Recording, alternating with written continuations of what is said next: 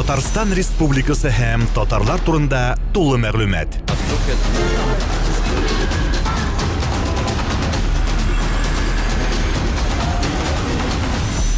Татар-информ мәгълүмат агентлыгы. Biz bugün Tatarstan kinematografiyası turunda bek көп sözler iştirge туры килә, бигрәк проблемалы өлкә булуы турында, сценаристлар җитешмәү, артистларның тиешенчә әзер булмавы, финанс ягында кытлыклар артып китүендә. Менә сез үзегез бу өлкәне проблемалы дип саныйсызмы? Әлбәттә, бу өлкәдә бик зур проблема хөкем сөрә. Иң беренче чиратта безнең дәүләт тарафыннан тиешле ярдәм күрсәтелмәй. Ә инде сценаристлар мәсьәләсенә килгәндә, алар юк түгел. Алар хәзерге вакытта кулайрак күрә Мәскәү өлкәсендә эшләүне, яисә Якутия кебек республикаларга китеп эшлиләр, чөнки анда зур шундый милли кинематография үсеш кичерә. Проблема шул, мәсәлән, проблема турында әйткәндә, мәсәлән, безнең Казан мөселман фестивале. Казан мөселман фестивале битендә оештырылган, фестиваль буларак оештырылган ни өчен? Дөнья тәҗрибәсеннән чыгып караганда, фестивальдә катнашучылар, җиңүчеләр, алар автомат рәвештә ләгәләр прокатный системага. Ягъни, мәсәлән, сез ниндидер фильм төшергәнсез икән, шул ук фестивальдә катнашкансыз икән, лауреат буларак танылгансыз икән, сезне инде бер нинди өстәмә бюрократик киртәләр сез кертеп җибәрәләр прокатка. Хәзерге вакытта безнең төбәктә төшерелгән, безнең кешеләребез тарафыннан иҗат ителгән фильмнар фестивальдә катнашкан очракта да алар бары тик конкурстан тыш кына катнашалар. Ни өчен? Ярый, монысы бер сорау. Икенче сорау. Фестиваль буларак алар чит төбәкләрдән, чит илләрдән, шул ук Иран фильмнарын ни өчен алар прокатка чыгармыйлар безнең шул Татарстан төбәгендә? Бу димәк, фестиваль буларак үзен окламый һәм кирәк тә түгел дигәнне аңлата. Димәк, бу фестиваль безнең җирле киноны үстерүгә нинди дә булса абсолютно аның кагылышы юк безнең җирле киноны үсешенә, чөнки алар тарафыннан бер нинди ярдәм дә күрсәтелмәй. Сез, мәсәлән, игътибар итсәгез, безнең соңгы елларда 1-2 ел эчендә шактый гына фильмнар төшерелде. Шул, мәсәлән, Рудик, шул ук Акчачаклар, безнең Мәхмүд фильмның Жаза фильмы, һәм башкалар. Һәм әгәр дә сез игътибар итсәгез, бу берничә елга беренче тапкыр дәүләт тарафыннан бирелгән акчага төшерелгән фильмнар бездән кала. Без, мәсәлән, шәхси киностудия, Мәхмүд фильм, без үзебезнең хәләл 2,5 миллионнан артык акчабызга төшердек шушы полный метр дип атала инде ул, тулы метрлы фильмны, нәфис фильмны. Үз кешеләребез белән без аңа алдык прокатный удостоверение. Үз кешеләребез белән без аны чыгардык прокатка. Ләкин ни кызганыч, безнең халыкка милли кинофильмнар күрәсең кызык түгел. Чөнки алар 1,5–5,000 акча түләп, ниндидер тузга язмаган концертларга барырга әзер. Ә үзләренең татарлары тарафыннан татар җирлегендә шушы проблеманы күтәреп чыккан фильмнан 250 тәңкәгә алар карарга нигәдер әзер түгел, теләмиләр. Менә бу мине шаккаттыра. Бу безнең нәрсә дигән сүз? Наданлашып бару дигәнне аңлатам. Яисә ниндидер дәүләттә кемдер утыра, димәк.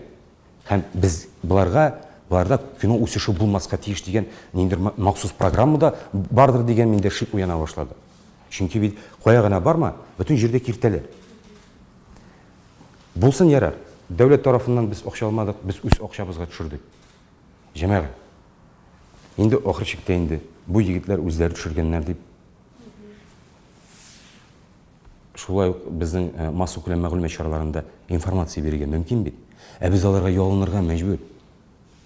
Biz алардан үтенеп сорыйбыз, җәмәгать, безнең турында мәкалә бастырыгыз инде. Жаза фильмы чыкты.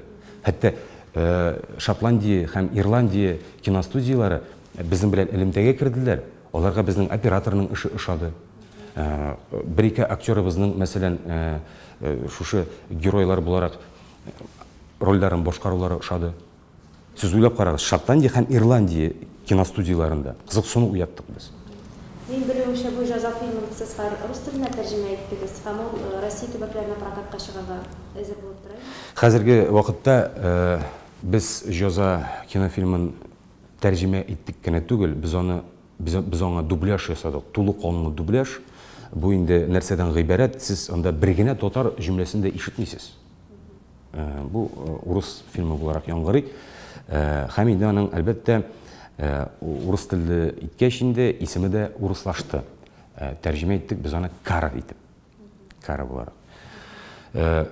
Фильм менің қарашқа оңышлы болды. Бұл біздің бірнеше тәжірибеміз еді. Біз қазіргі уақытта нендейгіне кертелер болуға қарамастан ішімізді давам етешек біз. Өз ақшабызға ма, нешіктір фикірдәшлер білән нешіктір тіге жиылышып болса дағын барып біз өшікні давам етешек біз. Не үшін? Чөнки ноғайын дәулет тарафынан киношникларға көрәсің ярдәм болмайышақ. Ярдәм бар. Кім галстукларға һәм пиджакларға яқынырақ.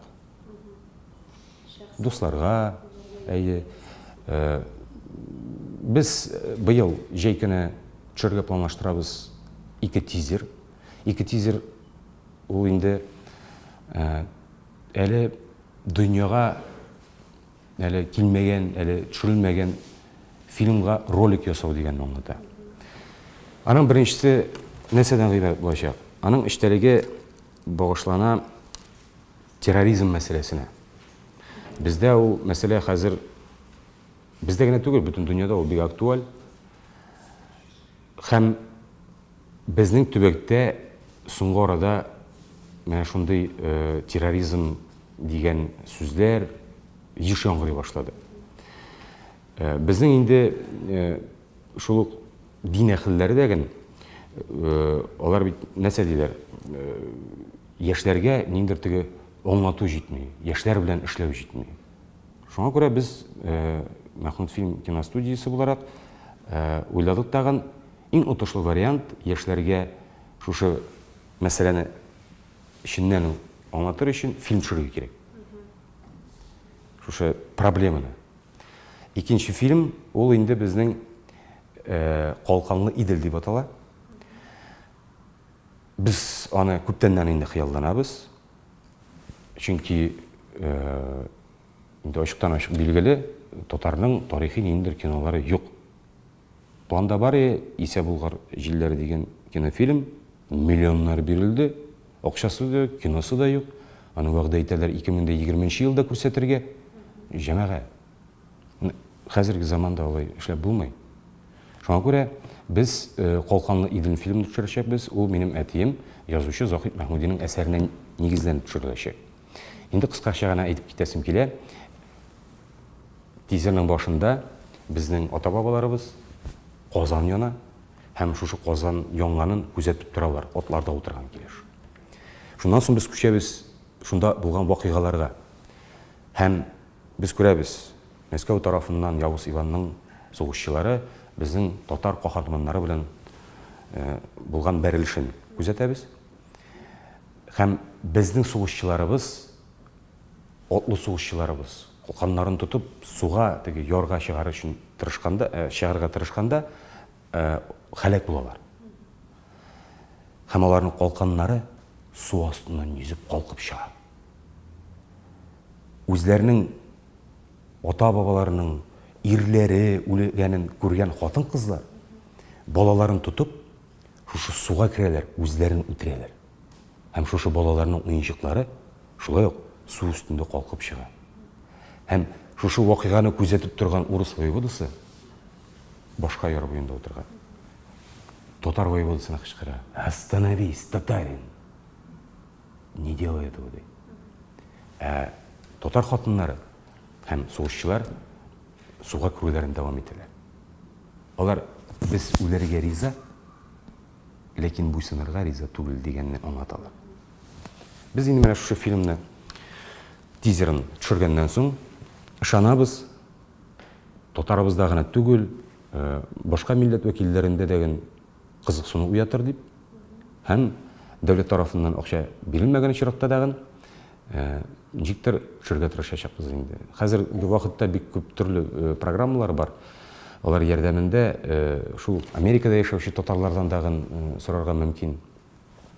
Біздің төбекте яшеген татарлардан да кім қызықсына, кімнің тілегі бар әлеге фильмді көруге, ол келешекте өз үлешін кіртірге мүмкін. Біз әлбетте түрлі шортлар тудырашақпыз. Егер де сен генерал продюсер боларға, спонсор боларға тілесең, аның бәйесі фәлән болашақ. Титрда өз есімін көруге тілесең, бәйесі фәлән болашақ. Мен шулай. Бойында біз дүния практикасынан шығып ішлемекші боламыз. Фәнес тарихи фильмлар төшерү бит инде ул эш сүз әйбер түгел. Сез шулай да менә дәүләт ярдәм итми дип әйтәсез. Сезнең дәүләттән ярдәм сорап караганыгыз булдымы? Дөресен әйткәндә, дәүләт ярдәм итми дигән сүз ул дәүләтне гаепләү түгел. Без ниндер рәсми хатлар язмадык. Без күбрәк ышандык, шул премьералар вакытында киләләр депутатларыбыз. Бик шәп, мощный фильм булган. Моны ничектер инде хәзер җәмәгатьчелеккә күрсәтергә, җиткезергә кирәк дигән сүзләренә ышанып калдык. Башка фильмнарга без сезгә ярдәм итәчәкбез дигән сүзләренә дә ышанып калдык. Монда хәзерге вакытта ышаныч фақат президентка гына. Менә шушы тизерларны ясагач, инде без әгәр дә президентыбызга да кирәк булмыйбыз икән инде. Мин белмим, бу кинофильмнарны кем төшерер микән һәм кемгә кирәк булыр микән? Шу. Аннары татар киносы елы үтеп китте. Ул кино елы буларак сезгә нинди фикерләр калдырды? Гомумән, аның кайда авазын безгә сөйләп җибәрегез. Кино елы кайдадыр Рәсәй күләмендә үтте. Бездә аның турында шул масса күләм мәгълүмат чаралары гына инде информация биреп бардылар. Аның дөресен әйткәндә ниндер файдасы булды. Безнең бит хәзер район җирлекләрендә кинотеатрларны торгызалар. Мәсәлән, 5-шәр, 6-шәр, 10-шәр миллион акча бирәләр муниципалитетларга инде. Ләкин берсе дә сорау күтәреп чыгармый.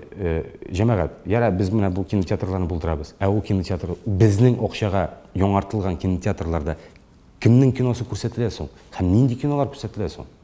Әгәр дә без мәсәлән татар кинематографиясын алсак, җәмәгать, бу бит инде көлке, без бер атна эчендә бөтен булган татар фильмнарын күрсәтеп бетерәбез дәген. Бетте китте. Минемчә, монда Мәдәният министрлыгына яңа программа булдырырга кирәк. Безнең үзешчән коллективлар, театр коллективлары муеннан. Мин аларга каршы түгел. Мин үзем дәгән Мәдәният һәм сәнгать академиясының театр факультетын бетергән белемем буенча режиссер һәм педагог. Ләкин инде без кино мәсьәләсен күтәреп чыгарганбыз икән. Ни өчен безнең Мәдәният министрлыгы тарафыннан махсус ниндер программа булдырылмый? Шул яңартылган биналар içinde bir-iki bölməni verib яшьләргә. Яшьләр эшләгез, төшерегез, кайда телисез, басуга чыгасызмы сез, әби-бабаларыгызны төшерәсезме? Мин әйтмим профессиональ кинематограф турында. Мин әйтәм үзешчәннәр турында. Бу безгә киләчәктә алар арасыннан мощный, яхшы потенциал булган режиссер, сценаристлар, актерларны алырга мөмкинлек бирәчәк. Без үзенә күрә шундый без борчак шәшәбез. Беләсезме? Һәм инде моның белән генә шикләнмәскә кирәк. Киләчәктә, мәсәлән, шул фәлән районда оештырып җибәргәннәр икән, шушы программа нигезендә үзешчән кинематография темасын. Фәлән районда да үстереп җибәргәннәр. Безнең 40-тан артык район, ялгышмасам. Аның 15-ндә генә булса да, менә шундый түгәрәкләр булдырсалар, инде аннары республика күләм фестиваль игълан итәргә мөмкин. Шул ук районнар арасында бәйге оештырырга була. Кем Сабамы, Күпмарамы, Орчамы, Чирмешәнме, Актанышмы, кемнең киносы яхшырак? Менә шуннан соң без кинобызны яңартабыз, киноның киләчәге бар дип сөйләшә алабыз. Хәзерге вакытта киноның киләчәге юк дәрәҗәсендә. Кемнәрнеңдер бюджеттан фәлән миллион алып, классик әсәрләр генә төшереп, һәм классик әсәрне бит әле шул бюджет, ул бит сезнең, минем акчаларым, бюджет акчасы. Аңлыйсызмы? Аны бит әле акларга кирәк. Алар аны акламыйлар дагы. Рәхәт, бюджеттан акча бирелде, егетләр без әйдәгез кино төшерәбез. Кино төшерделәр, дәүләт кешеләренә отчет тапшырдылар, тегеләр үзләренең мөхерләрен куйдылар да, шуның белән вәссәлам. Ни өчен безнең соңгы 1-2 ел эчендә төшерелгән татар фильмнары, алар киң күләм масштабта нидә түгел, прокатта түгел. Сез үзегез дә игътибар иткәнсездер. Авылыгызга кайтканда, район кинотеатры аша узганда бернинди игълан да юк, бернинди киносеанслар да юк. Бу бөтенесе дә показуха. Монда хәзерге вакытта дәүләт программасы кирәк. Ә дәүләт программасын булдырыр өчен флегматик кешеләрне алырга кирәк. Кызыксыну, алар үзләре кызыксынырга тиеш, алар ширле булырга тиеш кино белән. Аңлыйсызмы? Безгә мастерыбыз әйтә иде, менә минем хөрмәтле мастерым Марсель Мубараков, Марсель Салихович. Әйтә иде, җәмәгать, менә сез нигә килдегез монда укырга? Менә иҗат кешесе Татарстанда яу әнә көтү белән алар йөриләр, концерт куеп, яисә шәйне. Без үзебезчә аргумент буларак әйтә идек, Марсель абый, ул сезнең замана кешеләре, ә без 21-нче гасыр балалары. Ул бик тә шундый теге сикемле кеше инде, елмаеп куя иде безнең шундый аргументларга. Ләкин без хаклы булдык. Хәзерге яшьләр үткән буын кешеләренә караганда, менә безнең шул мәсәлән депутатларыбыз. Алар менә нәрсә эшләделәр милли киноны булдырыр өчен. Алар фәлән проектка акча бирәләр. Ә 5-6 кеше килә мощный проектлар белән.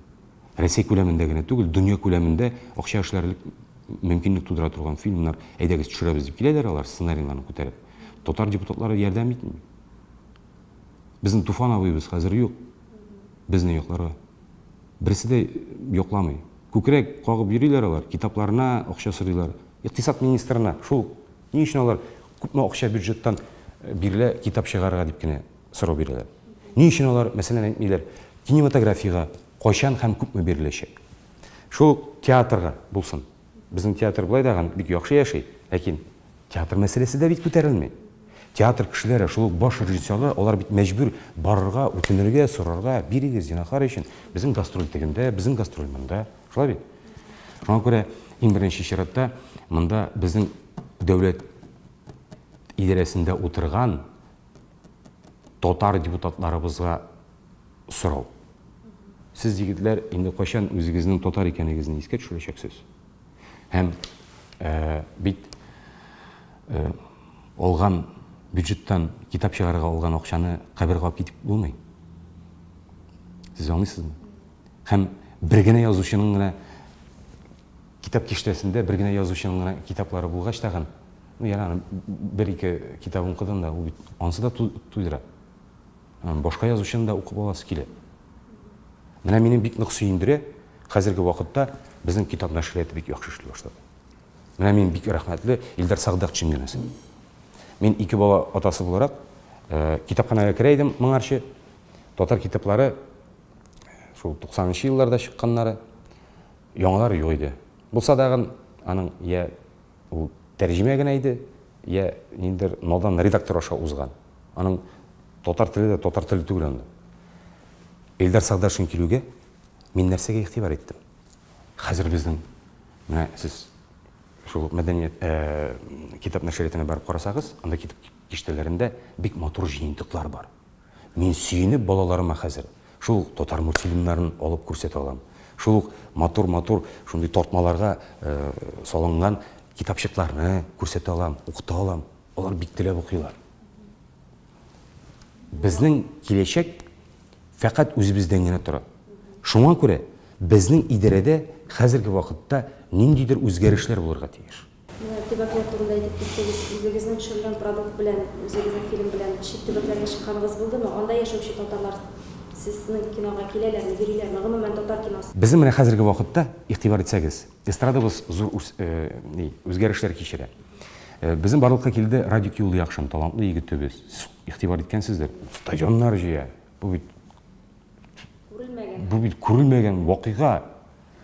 Әлбәттә, кайсы бер метрлар белән аның инде ниндер үзенә күрә конфликт. Бәлки бу ясалма конфликттер, дип уйлыйм мин.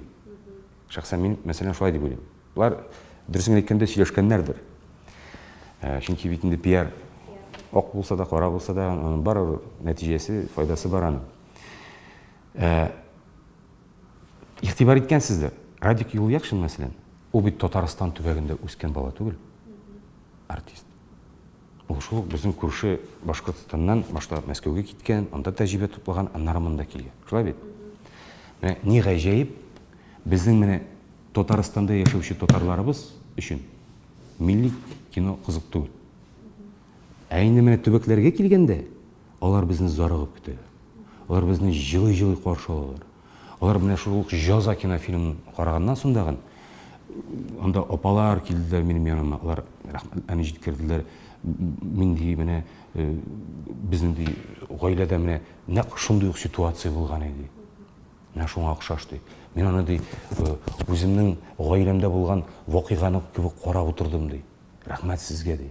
Мин ди беренче тапкыр ди татар киносын карагач ди җыладым ди. Чын күңелдән җыладым ди. Төбәктә бу инде аңлашыла, алар инде сагыналар. Алар анда башка мөхиттә яшиләр.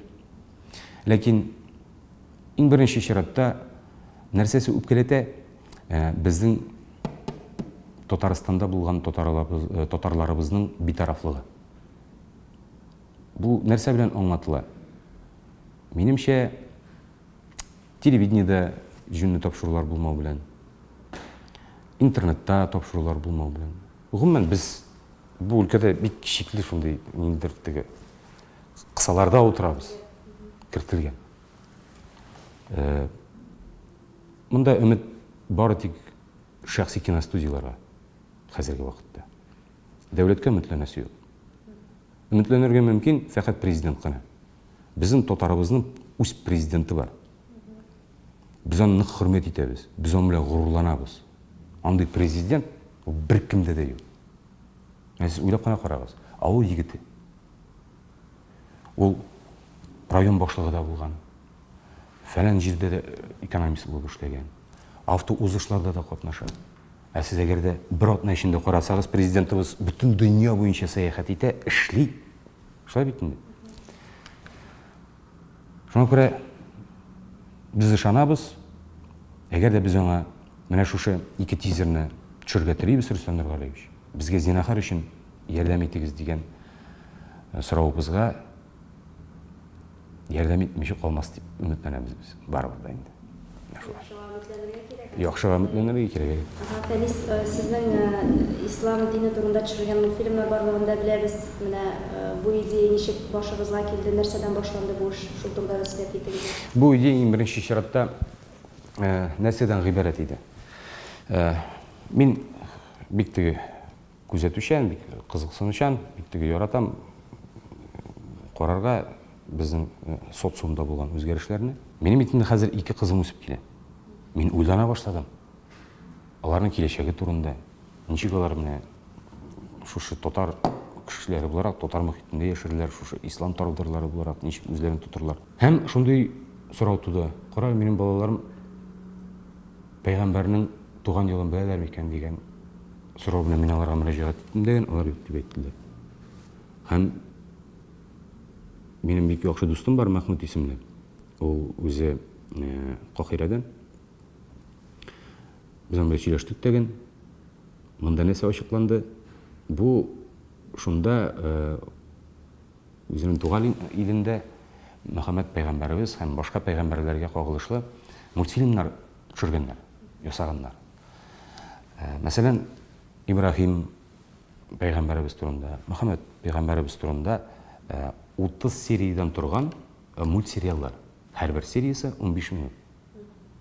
Анда шушы менә бит инде Кәгъбә дибез без, ташы. Менә чынында нәрсә ул? Кайдан килеп чыккан ул? Анда бит инде аңа кадәр аның белән янәшә бит инде мәҗүсиләрнең дәгән сыннары торган анда. Алар табынганнар аларга, шулай бит. Ничек барлыкка килгән аннары, кайдан килеп чыккан пәйгамбәрләр? Ул пәйгамбәрләр шушы ислам динен торгызыр өчен нинди каршылыклар аша узган?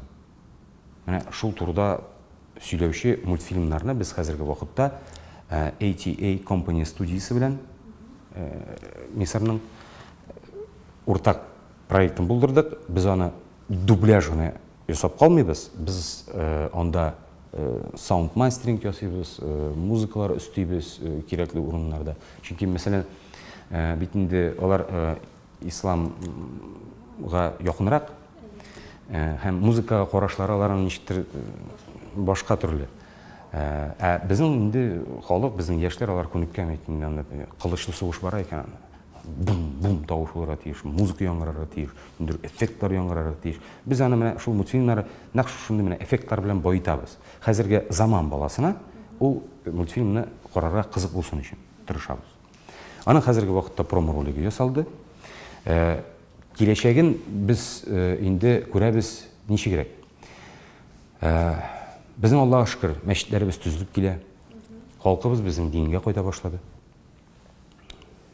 Ләкин менә игътибар иткәнсездер, татар телендә, рус телендә ислам тематикасына кагылышлы мультфильмнар алар юк дәрәҗәсендә.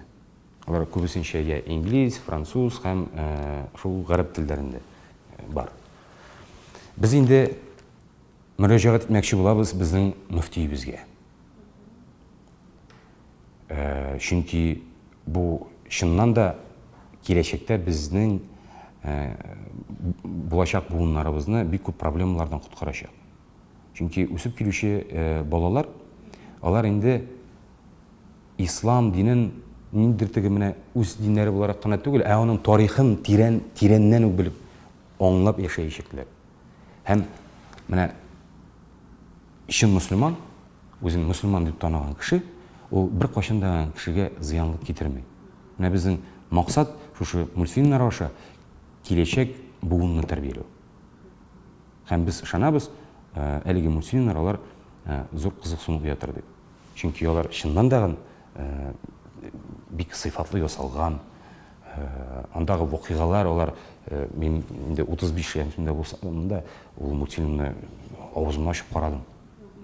Хәтта кайбер урыннарда күз яшьләре дә түгелеп китә, чөнки син аңлыйсың, чынында нинди ул дин һәм ничек аны безгә күрсәтергә телиләр. Менә шул. Ниндидер бу талчыклар булмасын өчен, бу инде киләчәк буыннар өчен эшләнә. Без моны шулай дип планлаштырдык. Ул шулай дисклеймерга чыгачак, әллә телевидениеләрдә сөйләшергә алып бармадыгызмы турында? Телевидение мәсьәләсенә килгәндә бу бик кызыклы сорау. Без әлбәттә иң беренче чиратта телевидение белән сөйләшкән идек. Ләкин сез хәзер бит утырып торасыз, егылып китмәссез. Телевидение 15 минутлык мультфильм өчен, ул мультфильм 30 сериядан гыйбарәт. Шул мәсәлән Мөхәммәд пәйгамбәребез турында. 15 минутлык бер сериясе өчен 800 тәңкә акча түли.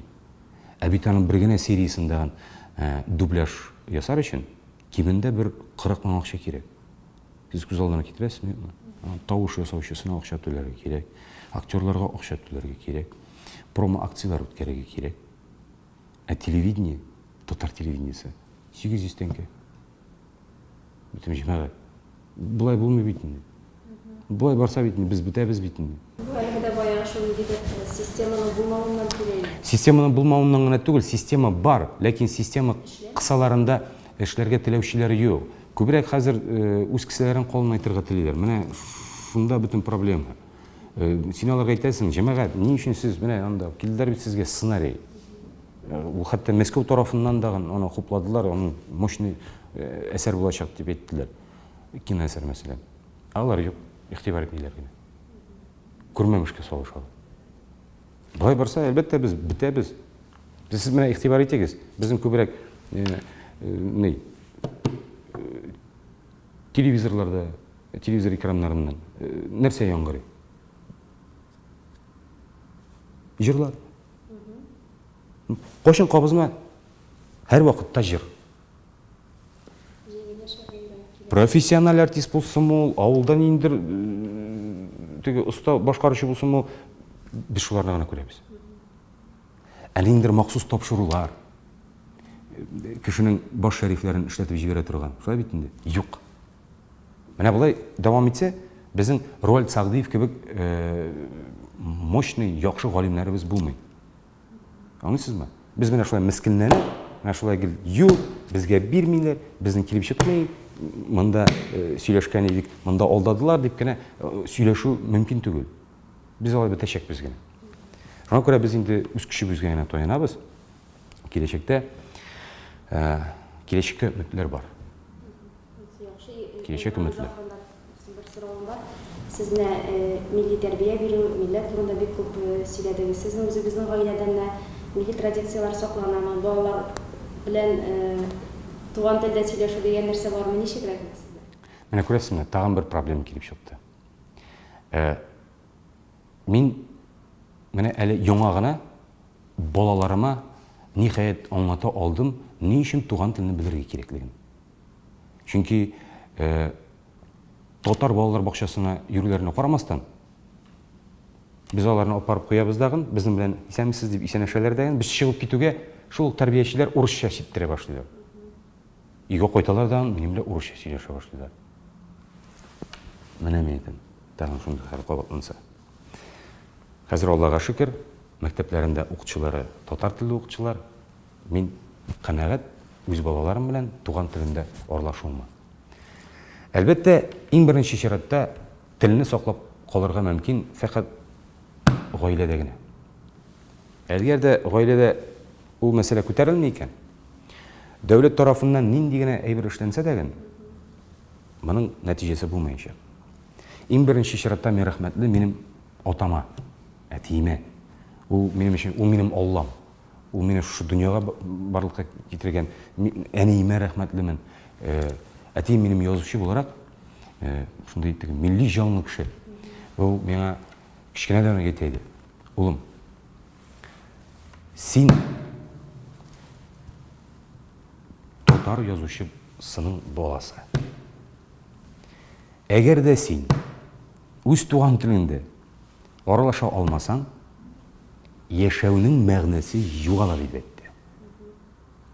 Һәм менә мин шушы әтием әйткән сүзләрне һәр вакыт истә тотып, үземнең гаиләдә дәгән шу практиканы кулланам.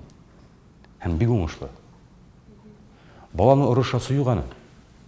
Ни өчен син туган телеңдә аралашмыйсың дип. Аңа киресенчә, аңлатырга кирәк. Әгәр дә син чуваш икән, син чуваш телен белергә тиеш. Әгәр дә син урыс икән, син урыс телен белергә тиеш. Инде син татар икән, инде син дустым туган телендә яхшы гына аралаша белергә тиеш инде минемчә. Мин бәхетле, Аллага шөкер, минем хатыным татарча сөйләшәбез, аралашабыз. Без гомумән шундый уникаль гаилә. Минем дәү әтием киномеханик иде. Дәү әнием гомер буе җырлап йөрде. Әти язучы. Әнием генә инде бездән аермалы буларак, аның техник белемле булып. Мин мәсәлән Мәдәният һәм сәнгать академиясын бетердем. Хатыным да шул уку йортын тәмамлады. Һәм киләчәкне, балаларның киләчәген дәген мин шушы иҗат өлкәсендә күрәм инде.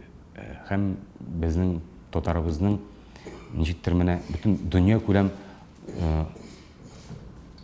танылу алган инде яисә киномы, инде теге проект булдыруларын телим мин аларның киләчәктә. Аны хәзер дә булдырырга мөмкин. Акча бар бит. Безнең бит республика бит, Аллага шөкер, яши. Шулай бит инде теге банковский системалар теге ишлесә, нитсә дә безнең чөнки халкыбыз тырыш. Менә безгә халкны шулай тәрбияләргә кирәк. Безнең мәдәният учакларында менә шундый кино түгәрәкләр булдырырга кирәк. Инде менә шул очракта гына без татарның киләчәге өметле дип әйтә алабыз. Иң беренче чиратта безнең 300-дән артык язучыбыз утыра Язучылар союзында. Алар тарафыннан, менә алар нишеләр, минем өчен бик тә кызык. Менә алар елга бер тапкыр очрашалар, 2 елга бер тапкыр очрашалардыр инде бәлки. Менә алар очрашалар, рәисне сайлыйлар да битте китте шуның белән. Кемдер кем белән очраша, фәлән китабын чыгара, фәләннекен чыгармый. Хәтта кемгәдер әйтә, фәләннекен чыгарма, минекен чыгар дип әйтә. Шундый ятсызлар да бар. Ни өчен алар Менә шушы безнең бит татар мәктәпләренең күбесе бетерелде. Нигә алар татар җанлы кеше буларак шул ук мәсәлән шәхси татар мәктәпләре булдыру турында сүз кузгатмыйлар? Ни өчен? Чөнки аларга үзләренә дә кызык түгел. Менә шул. Аларның үзләренең балалары алар белән папочка, мамочка дип сөйләшә. Дяденька, тетенька дип сөйләшәләр. Мин аларның исем фамилияләре белән әйтеп тә тормыйм. Алар бик хөрмәтле кешеләр. Ләкин мин аларны кызганам. Үз балам белән урысча гына түгел, башка телдә үз туган телендә аралаша алмагач, бу инде нәрсә дигән аңлата. Син язучы буларак беркем дә түгел дигән аңлата. Менә бездә өйрәтергә бик нык өйрәтәләр. Үзләренең гаиләләрендә булган ситуацияны алар контрольдә тотмыйлар. Менә андый клоуннардан безгә инде котылырга кирәк. Безнең бик талантлы яшьләребез бар, яшь язучылар бар. Алар юк түгел. Шул сценаристларыбыз да безнең җитәрлек. Аларга мөмкинлек кенә бирмиләр. Алар күбрәк нәрсә турында сөйлиләр? Һәрберсе милләт турында сөйли. Соңга әгәр дә син шундый милләтеңне яратучы кеше икән инде, ну давай син милләтең өчен нәрсәдер тырышырга тиеш. Акча дип кенә дөньяны онытып йөрү ул дөрес әйбер түгел. Иң беренче чиратта, менә әйтәм бит, менә яшьләргә юл бирсеннәр. Менә мин үтенәм, абзыйлар сездән, үтенәм, яшьләргә ирек бирегез, эшләргә. Менә шул. Татарстан Республикасы һәм татарлар турында тулы мәгълүмат.